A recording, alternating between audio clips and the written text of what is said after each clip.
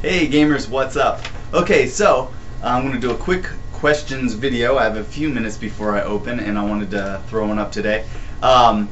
If you don't know already, video 200 is a contest video. The contest is going right now. You still have plenty of time to enter. So if you haven't seen it, go back, check out video 200. All you have to do is shoot a video response, follow 4 simple rules, and you're in. So please go back, check that out. I'd like to see some more entries. I think I have 15 or 16 entries already, and we have until the 23rd. So plenty of time for you to get yours in and win one of the awesome prizes that I'm offering up. So go check that out if you haven't already.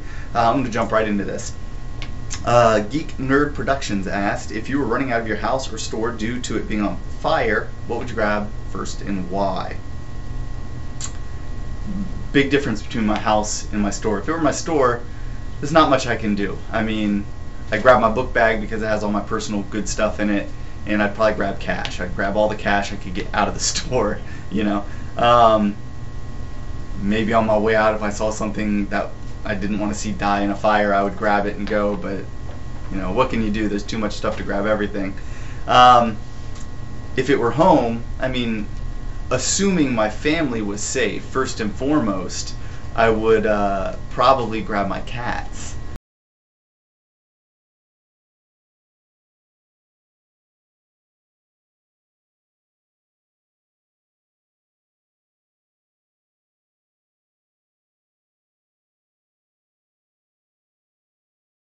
And run out. I'd let anything in my collection burn before I let one of my cats die. Now, if my family and my cats were safe, I would probably run for my Sega collection. I would go straight for the Saturn and the CD games. I'd grab as many as I could, making sure I got like my Kyo Flying Squadron and my Snatcher and my Dragon Saga. So, you know, like my just highly collectible games. I'd grab as many as I could and out the door or out the window.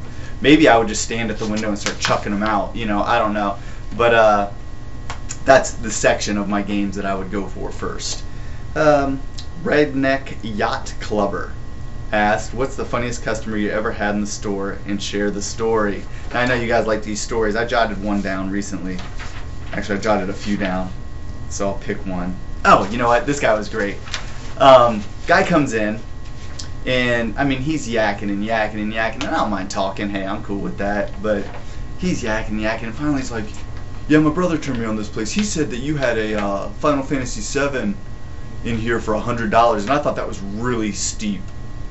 And I was like, dude, first and foremost, I would never sell Final Fantasy VII for $100. That's ridiculous. I mean, unless it was like sealed, brand new copy, black label, you know, I mean, that's just a ridiculous price. They don't sell for that much.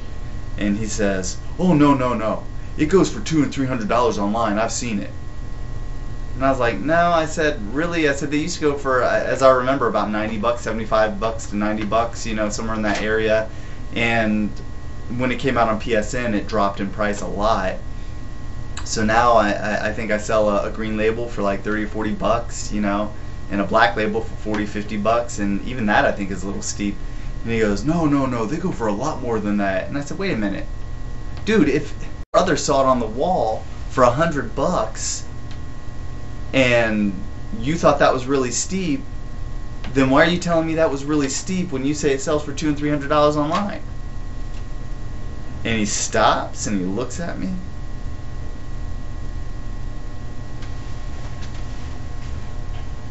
And he leaves. I'm not kidding.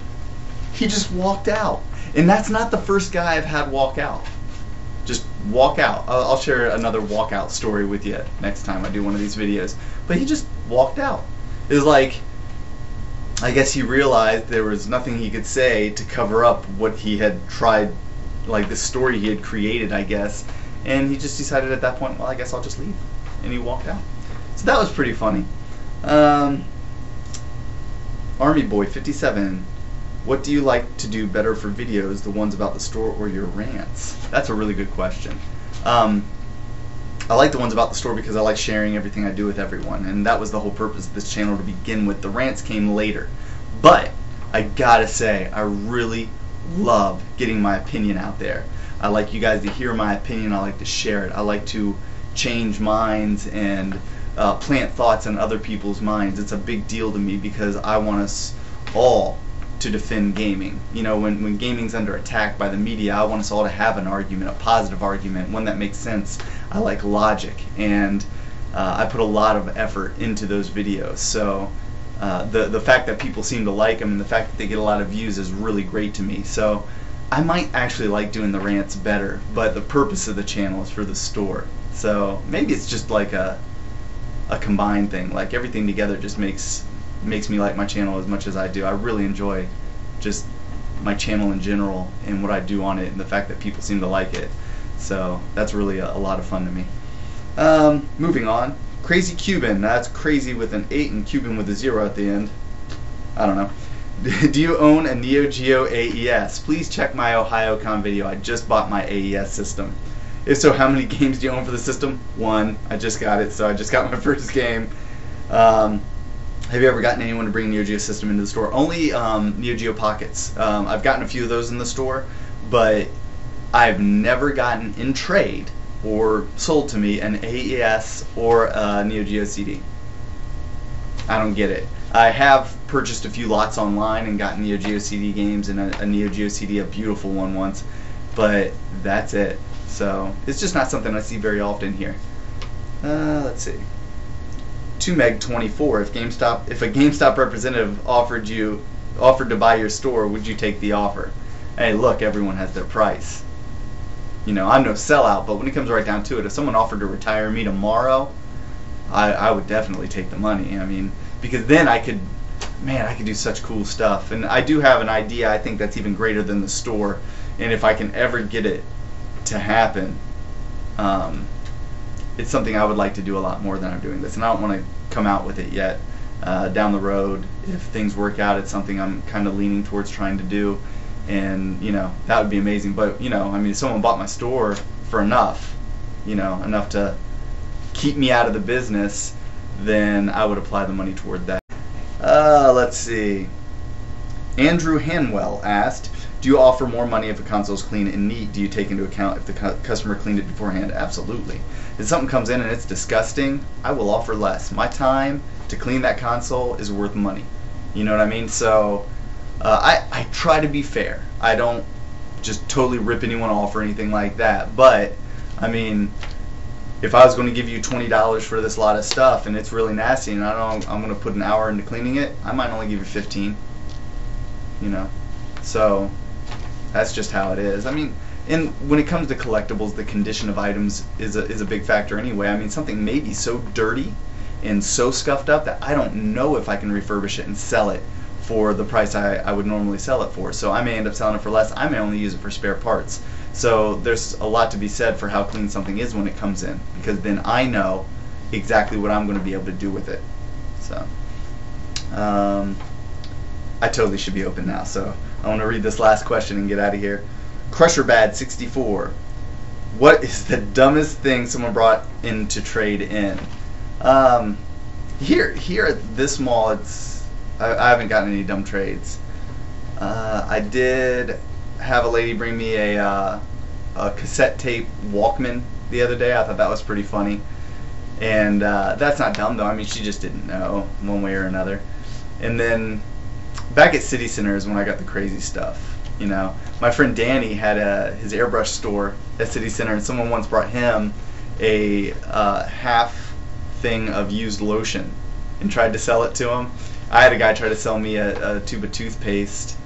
I mean, these guys were they were crackheads. What are you gonna do? But yeah, when they come in like, I got that Colgate, man, you know you're in trouble.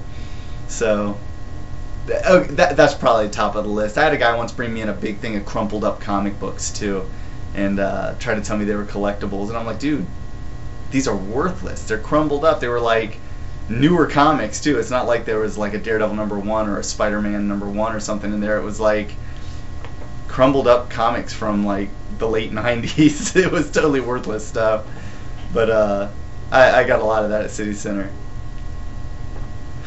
And that's about it. Okay, so I've got a lot more questions to answer. Maybe I'll do a follow-up to this video too, because I wanted to answer a lot more, and I'll share another story on the follow-up. So that's it for now. Again, please remember, video 200, check it out. Be sure to enter the contest if you haven't already. And I know this wasn't as many. 1, 2, 3, 4, 5, 6. Oh, I got 7 questions done. That's cool. And I will catch you all later. You guys have a great day. I'll see you soon.